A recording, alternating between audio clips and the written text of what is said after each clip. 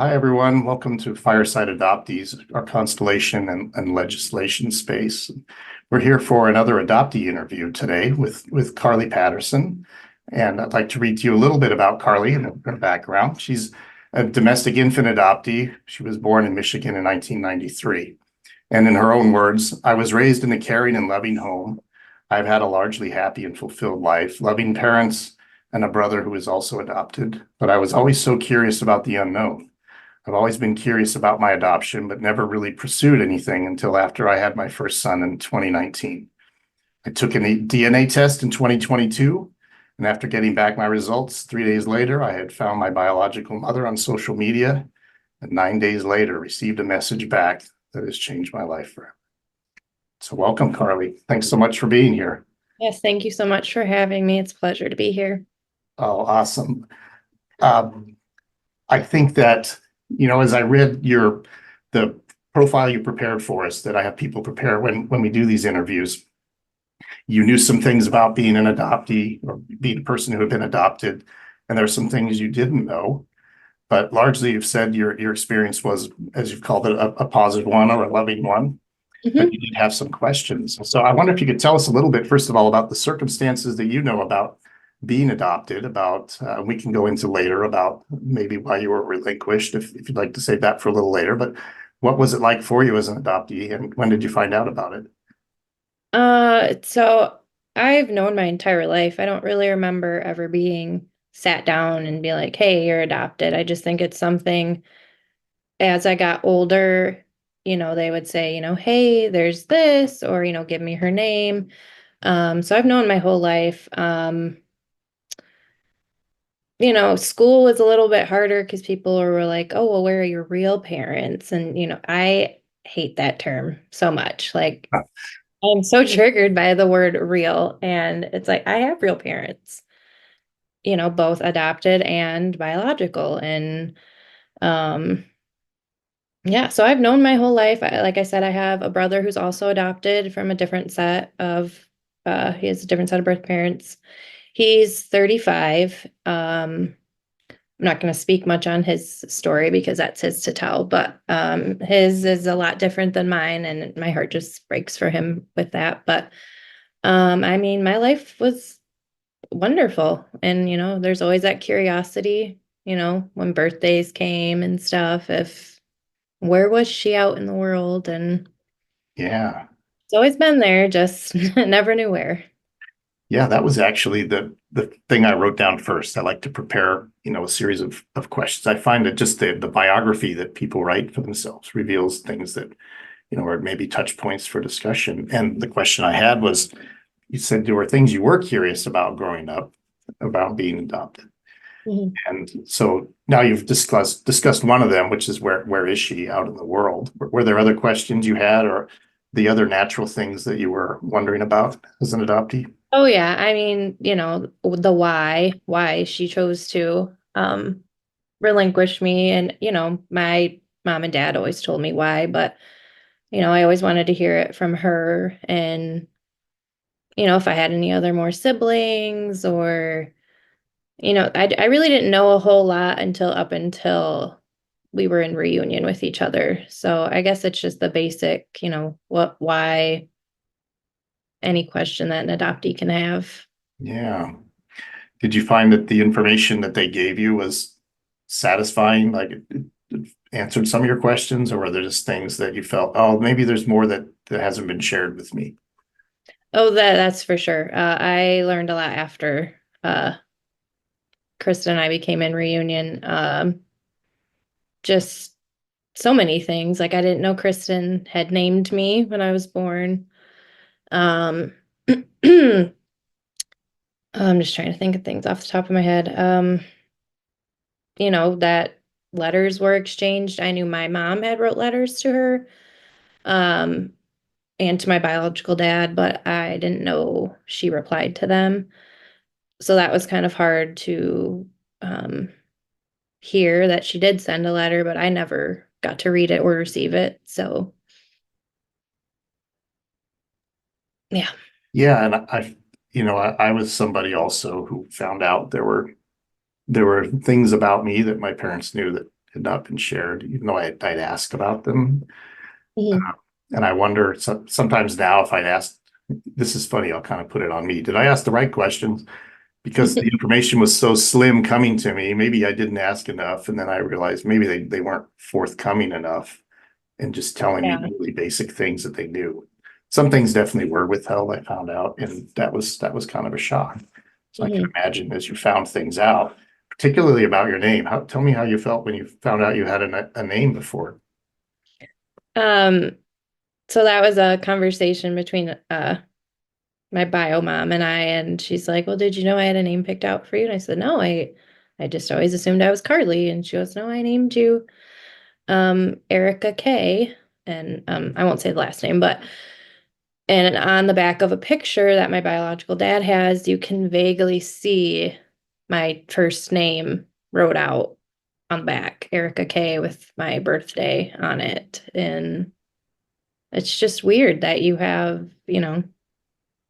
she named me, but yet here I am being Carly. So, Yeah, and I know for some people that finding out about your name, I only found out I was baby boy and then I had a last name, but I didn't have a first name. But I imagine for adoptees, I think about this a lot, the ones who find out they had a given name, that it must introduce all kinds of questions about yeah, identity and yeah. I know continuity with it's hard yourself. Yeah. for some people I'm like, well, it's a name and it's a name that means a lot to her. And I'm glad she told me because I never knew. So it's something I'll hold special in my heart, that's for sure.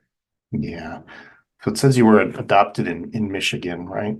Which Hmm. is, I think, notoriously difficult to get adoption records from. So Very.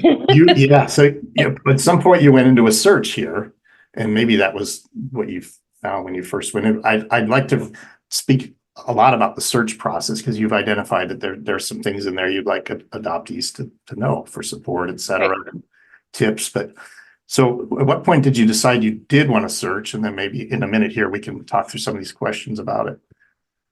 So yeah, like I said, I had my first son in 2019, and I think becoming a mom really, um, just, when I held my son, that's the first time I've ever held somebody biologically related to me. And I'm like, I really want to know who she is.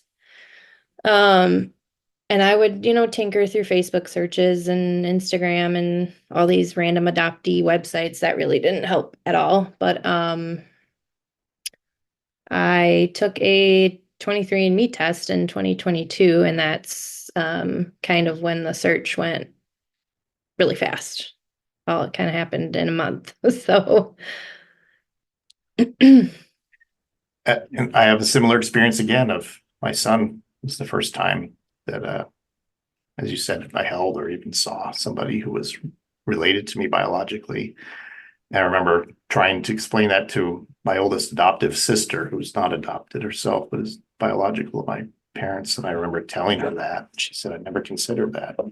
But we know how momentous that is for adoptees. And I can imagine as a mother also that all kinds of things go off. I feel like I run across that when I talk to adoptees who have had their own children, that there's this wonder and awe. And yeah, suddenly I need to know these things. I need to find things out. yeah, it's like something just triggers your curiosity even more. And So you'd said and I hear this also, that people go around and try to find out, maybe I can find little things out about her or about them, and go through different little back doors to try to do that, social media, et cetera. Had you ever thought of going through the state of Michigan or trying to find anything out that way? no, my mom always wanted to be there with me to do it, but I feel like finding my biological family was something I had to do on my own. And I just knew Michigan was one of the harder states to acquire that stuff, so I just didn't even cross my mind. Yeah. So do you feel like your parents were understanding of why you wanted to search and supportive of it? It's Yes good. and no. Yeah. Okay. Um, I don't think they understand why. Mhm. And I don't think you could unless you're an adoptee. Um, Yeah, but throughout the last, almost 2 years, I think we're all in a really good place where everybody understands everybody and, everybody just wants to love each other. That's ultimately all I could ask for. So, I mean, I a little bit about the fact that you did go through social media and you found you had the DNA results. did. I And did. was that, you said now I have an impetus or a springboard or a way forward from there. And then that must have escalated the searching you were doing. Yeah. So I got my results back 2 days after my birthday. Neither of my biological parents were in there.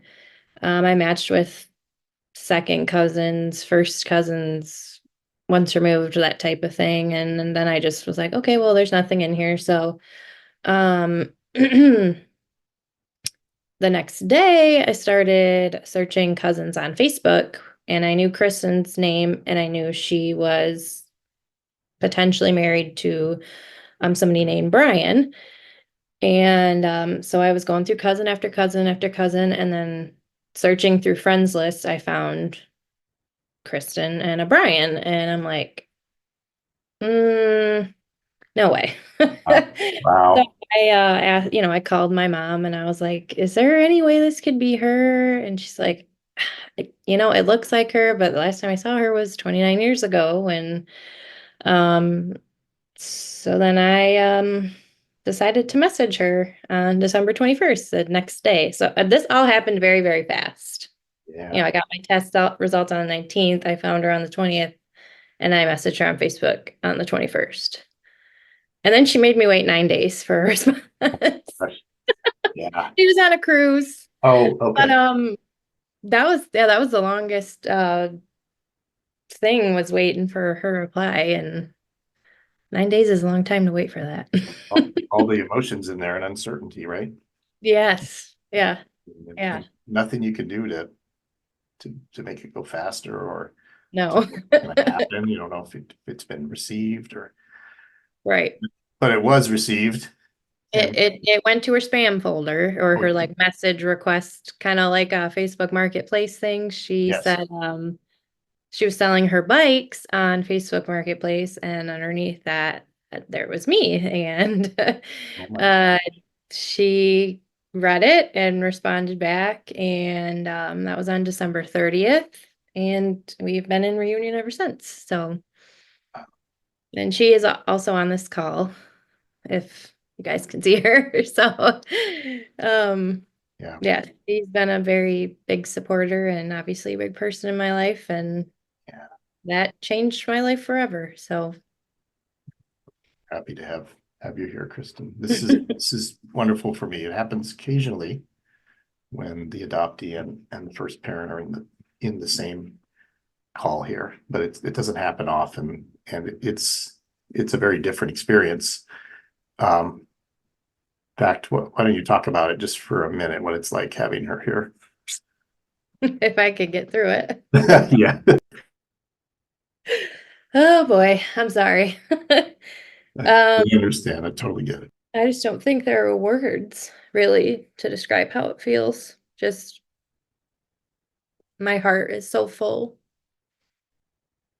Um, and she lives in Florida, so that part is very hard, but we talk every day on FaceTime, but just to be able to see her face every day is just, ugh, words just don't even, oh, you guys know your hearts. Um, it's just amazing. And my heart is the missing piece to the puzzle is filled. So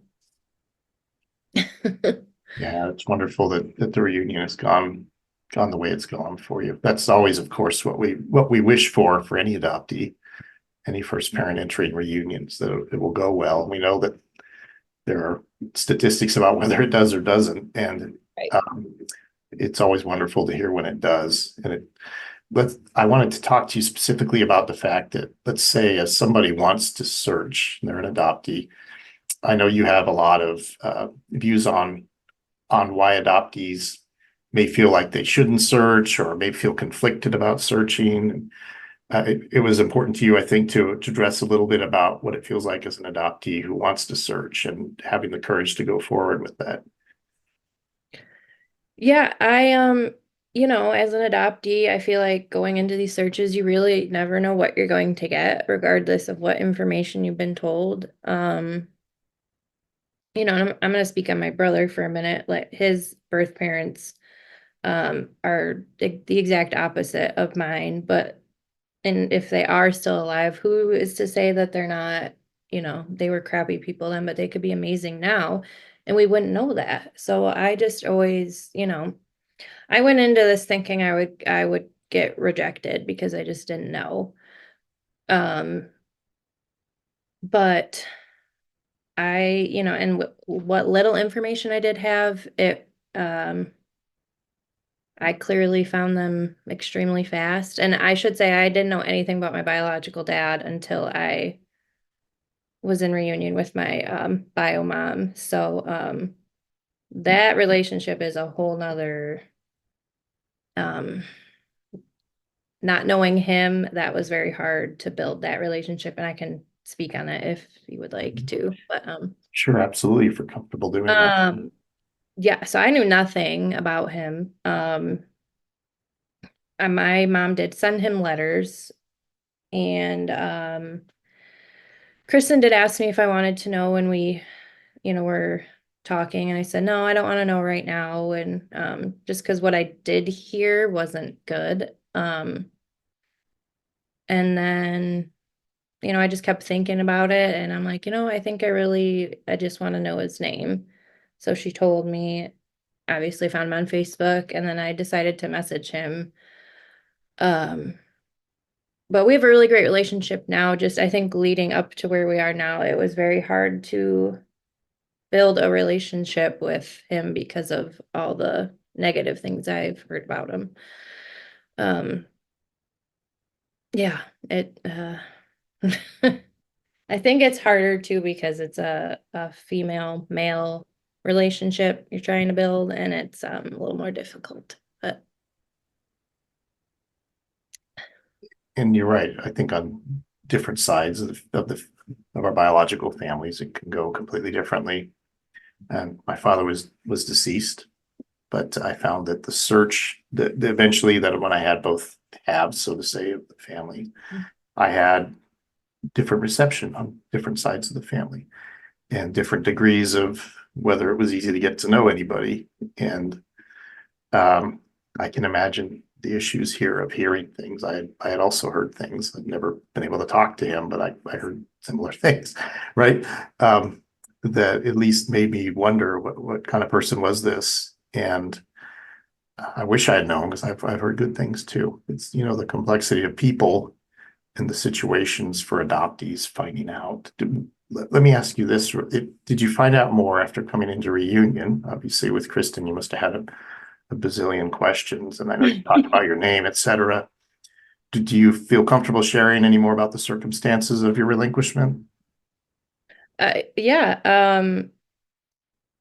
so I obviously asked her why, um, and she, just I was the reason why, because she wanted to give me the best, possible life she could, and she didn't have a lot of support, and I feel like it was at the time that was the best choice she could make for me. And I tell her this all the time. I don't, I'm not mad at her. I'm not, I don't hold any grudges. Like, you did what was best. And now we may not think that, but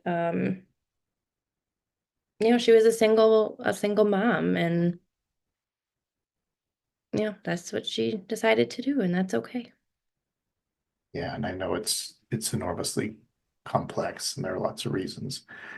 Um, and as you may have indicated here, there may be different feelings that each of you have about it later on down the road here, meaning now that all this time has elapsed, different realizations and different perspectives that probably are still forming, still coming up and wondering about. And now that you have the time that, that you can spend together, uh, the conversations, I imagine, do you feel like you're just learning to be part of each other's lives and learning to be included? What's that like for you? I feel like I've felt included the moment I've met her. It's my bio dad's side. I just feel like his family was so excited for like a couple weeks, and then it's just like they don't ask anymore. And it's like, that's crappy, like I do know. Yeah. Hmm. it, I just don't have words. It kind of makes me angry that they don't ask. And, they don't consider me a grandchild or a niece or a nephew, but Kristen's side, I mean, I went on a girls' trip with my grandma and my aunt and Kristen, like to New York City. Like that's amazing. I mean, Brian and Kristen have welcomed me to Florida in their home, and I never had to ask. It's just always been, you know, the door's always been open for me. So Yeah.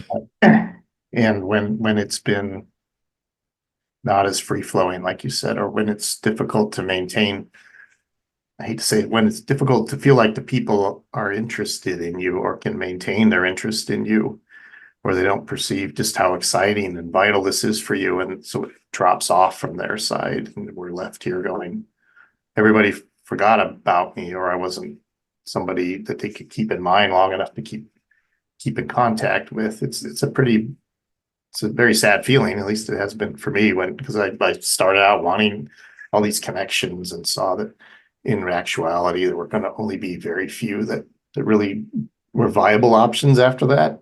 right. And yeah, it feels like the shine wears off of us in a way. Oh, it's great Yeah, you're there. We love finding out you're there. here And we then go again. I mean, really, we yeah, yeah, it's difficult. I think there'll probably be a lot of people who relate to that feeling. yeah, it's And heartbreaking. it is. And it's hard also when you feel like, well, if the conversation is going to ever resume, I'm the one that's going to have to start it back up. And every single time you have to start it back up. And I can appreciate how that must feel for you.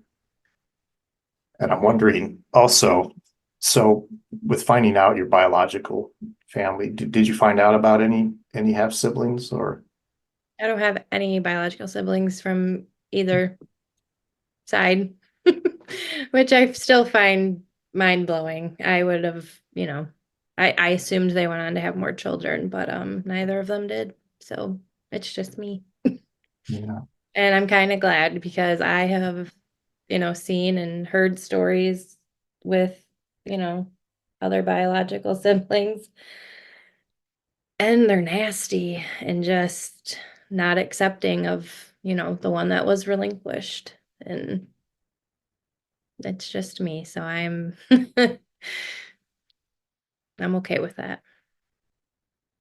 I feel like at this point that's something you're okay with. I understand, Yeah. sure. So for adoptees who do want to search though, um, I feel like when I talk to people, they go about it a lot of different ways. A lot of them go about it through social media piece, and it's unfortunately liable to misidentification at times. Mhm. Thinking you're looking at somebody that you turn out not to be looking at the right people, and then you find that out and how devastating that can be. But I think that for adoptees who are reluctant to search, well, let's put it this way, they want to search, I think. I think we all have at least that question, that burning question. Whether it leads to actually conducting a search, I guess, is a different matter. But it's easy to talk ourselves out of it, right? To say, Right. I won't do that. Did you find at any point that you maybe I'm not going to go ahead with this? I mean, so when I, started getting more curious about finding them, um, my son was born in 2019, so it wasn't just a decision I made lightly. I kept asking questions. I would do the Facebook search, and, it was something I'm like, okay, I think I'm ready. Okay, I'm not, I just, because I didn't know. I think thinking on it is definitely I don't rush into it. Um, that's my main thing. I'm glad I didn't rush into it. but I kind of wish I did because I would have had her in my life sooner. But everything happens for a reason. So, yeah. Would you encourage anybody who wanted to search to go ahead with it, even if they were having some misgivings?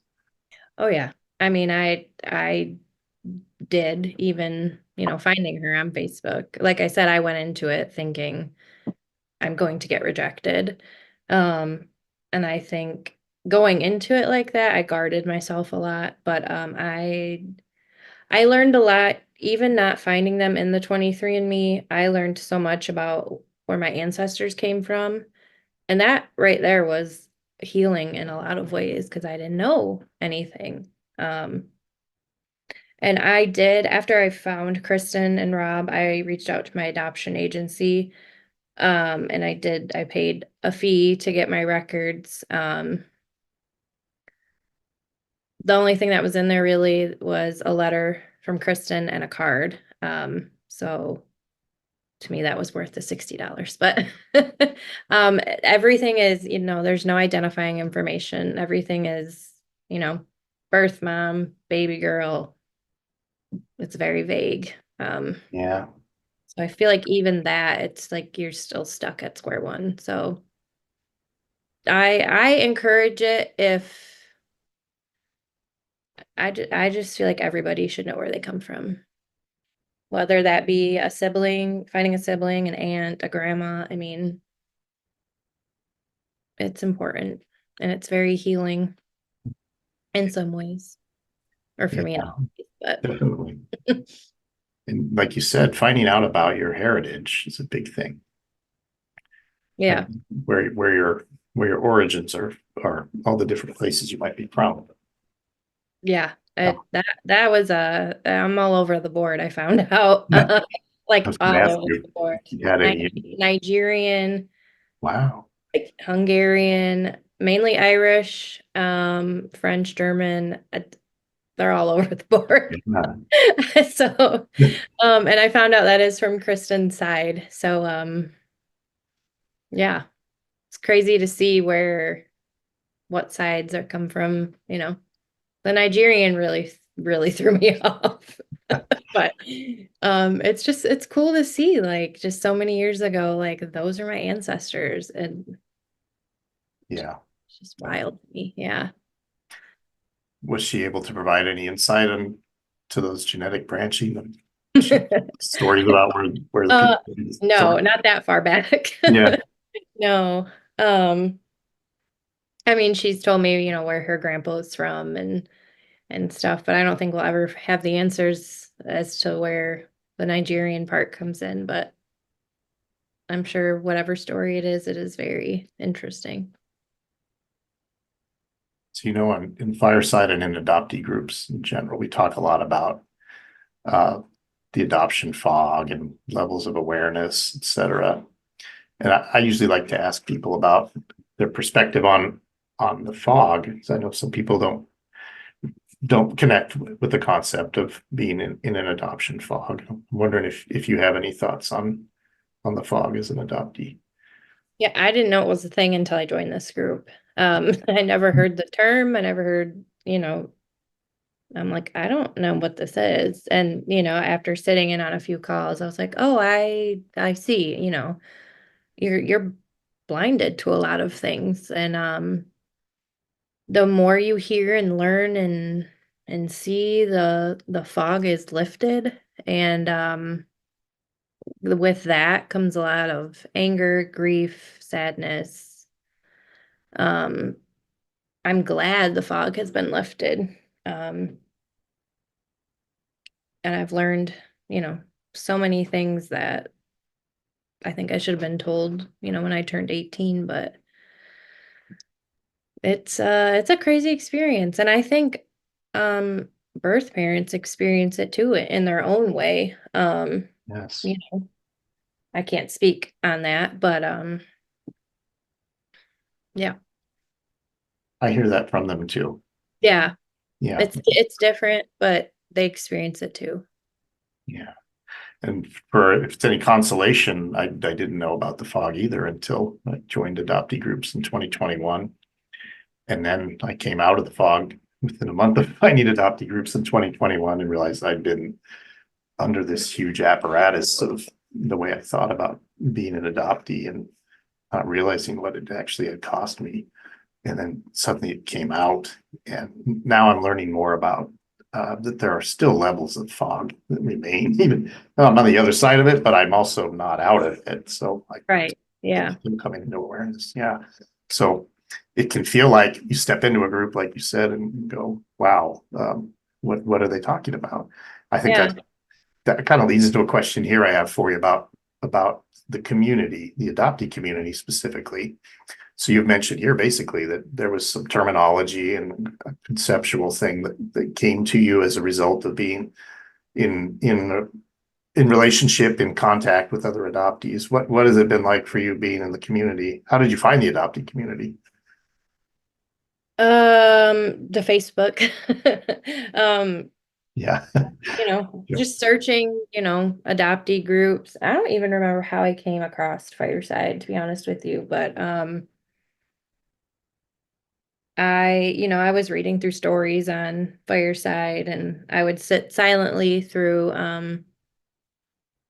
Zoom calls, and just after hearing everybody's story, which is so, everybody's is so different, and yet we all can relate to being adopted, whether our story is good is bad.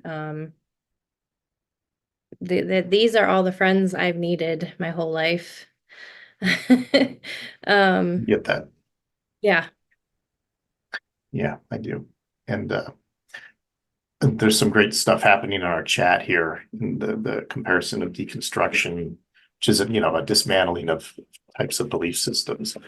And yeah, that's definitely what it was like for me coming out of the fog. Was holy cow, all these things that I was an unwitting participant in that kept me in a certain subdued level of awareness or a lot of unawareness. And finally that fell away, and I couldn't believe, it's like the horizon got wide and I could see all this. I could see the people I needed, like you said. Suddenly I was Yeah. talking with them. And I connected with you and other adoptees, and also connected with Kristen.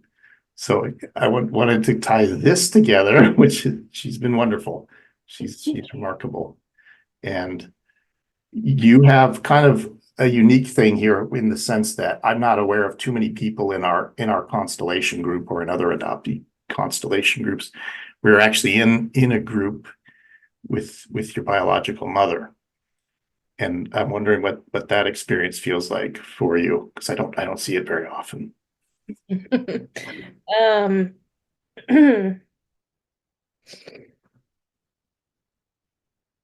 sorry. It's completely okay. I understand.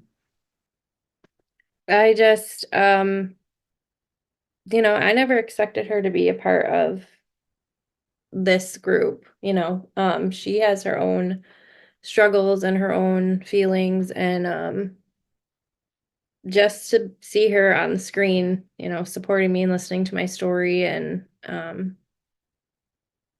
wish everybody could experience that. It's just, it breaks my heart that so many people don't have this. Um, but I'm just so grateful that she is here, and you guys allow her to be in this space and listen to us. It's just, I love that.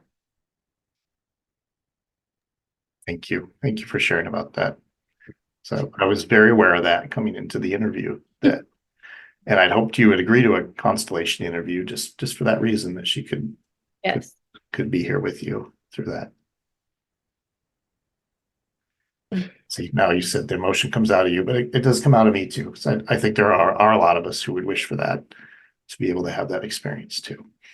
And in some of the dialogue I've seen in the group, when the announcement of your interview came up, was that they wished for that for their relinquished children too, that they could have a conversation where they could, or the ability to listen in on them sharing as being adoptees. So I think you're, and I see some of them. I see some of them.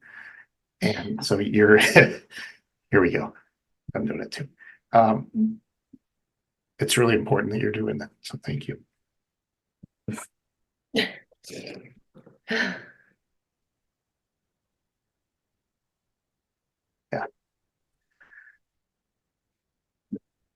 That I actually was wanting that near the end of the conversation because I thought it was a fitting way to talk about how kind of sums up a lot of things. You've gone in this big journey as an adopted person of self-discovery, and you've ended up in a place where you do have this regular contact. You do have reunification that's happened here, and you have the chance to have her in the same space as you. And by the way, I'm not speaking of Fireside Adoptees public or private group. Obviously, we're only adoptees in that group. I mean, the larger Constellation group, in case anyone's wondering, because that group is open to everyone in the Constellation or the Triad. But I think that, as we become aware, there may be others in there I don't know about.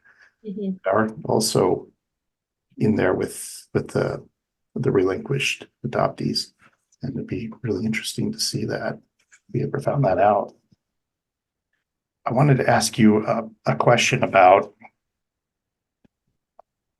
adoptees and their stories. So you, as I've said, and I say this to a lot of people, you bravely come forward as somebody who's willing to talk about your story. Why do you think it's important for adoptees to tell their stories, Carly?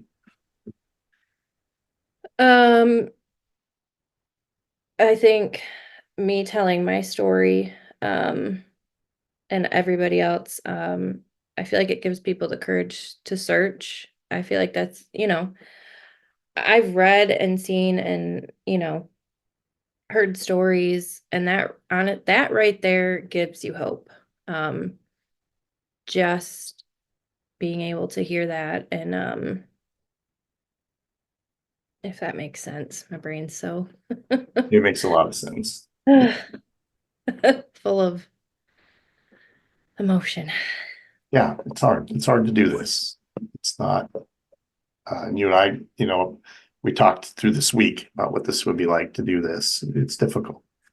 It's not, and the emotions come up when you think I'm in control. I've got it, and then they well up. So I understand. There's a lot here, but yeah, it can be hard to tell our stories for sure. But like you said, it's there's a courage there, right? Collectively, you pass on to people, or we're widening this kind of expanse for the impact of adult adoptees telling their stories. And I think it's transformational to some degree. Right now, it's not as much as we would like, but it's getting bigger. People are, they're writing their memoirs and more prolifically. They're doing lots of podcasts. They're going on broader media than just social media. And I think the news is getting out there about adoptees talking about this experience. Yeah, this wasn't a thing. I mean, even 5 years ago for me, this stuff didn't exist. I didn't know anybody else that was adopted either. So it's a very lonely process. And this is off. This wasn't a question you asked, but it was just something I had to share. I turned 30 last year, and I had a big birthday party. And as an adoptee, I got a picture with all of my parents.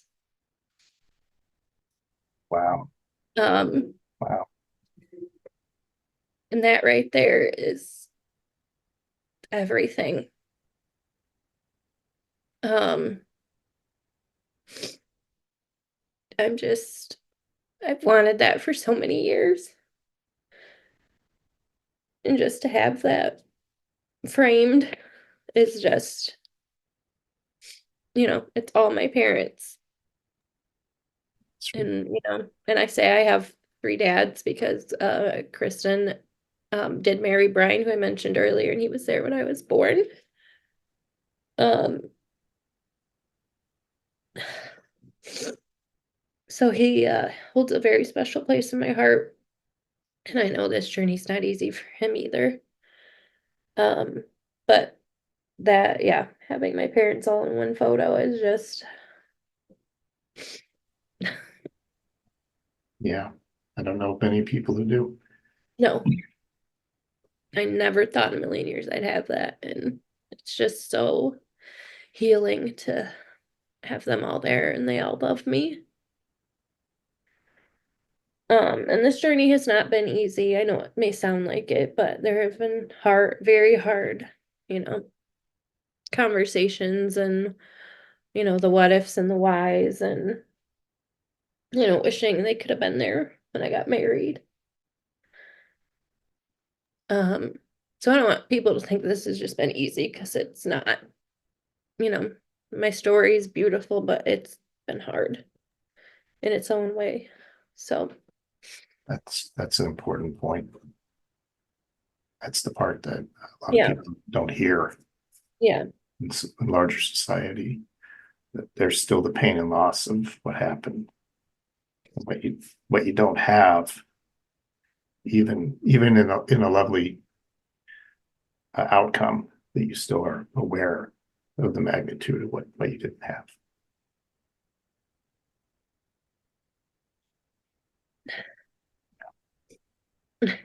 Uh, well, I feel like for each one of these interviews I'm privileged to be able to do, I walk away with something very different. But this has been pretty memorable, Carly. A lot of feelings, and I want to thank you again for being brave to share, and also in the company in which you've shared, because you're here with somebody very special. And again, not everybody gets to do that either, but you've spoken very candidly and bravely. So I want to commend you for that. And I know the emotion's going to come out because it keeps coming out. But I wanted to know if there's any last thing you might have that you'd like to say to, let's say, to adoptees, and then also to first parents, if you might have just a few words for each one of them. um, I guess to both of them would be, if you're not in reunion, I highly encourage both sides to, to find each other because it's just most of the time it could be one of the most healing experiences for you. And I don't think either adoptee or first moms or first dads or I just wish, we didn't have to be separated and there would be a way that they could watch from the sidelines. But I don't personally know how hard it is to be a birth mom, but I see the struggles, you know, as Kristen has shared and I talked to a few other ones and there's some on the call here and I just love it when they share their stories. Um it's so helpful. So share your stories, find your child or your parent. It's just to me it's worth it in the end. It's a great way to close out. So thanks again so much for being here, and for Kristen. I address you also for being here. And there's a smile. There's yeah, because it hurts, and then also there's some of it that feels good too, and that's great when that happens. So for everybody who's been in attendance here, thank you for coming to support Carly and to hear her story. And we love centering the voice of the adoptee because we feel that that's something that it's been denied to adoptees historically, like forever. Until very recently, our voices haven't been heard. They've been second or third class voices that have been, everyone's listened to people ahead of us, I guess is what I'm saying. They've been kind of shocked to hear what the actual experience of an adopted person is. So you're helping to build out again that data, that catalog, those wonderful memoir stories of people and real people who have gone through this experience. That's got so many ups and downs in it. So for everybody watching here, thanks again. Please watch for the Fireside Adoptees YouTube channel to have more content coming out for you also. Going to hear the conclusion of the Zoom recording in a minute here. Please stay on. The call will continue here, and we'll go and see about some questions and answers maybe from Carly. So again, thanks to everybody, and we'll talk to you soon.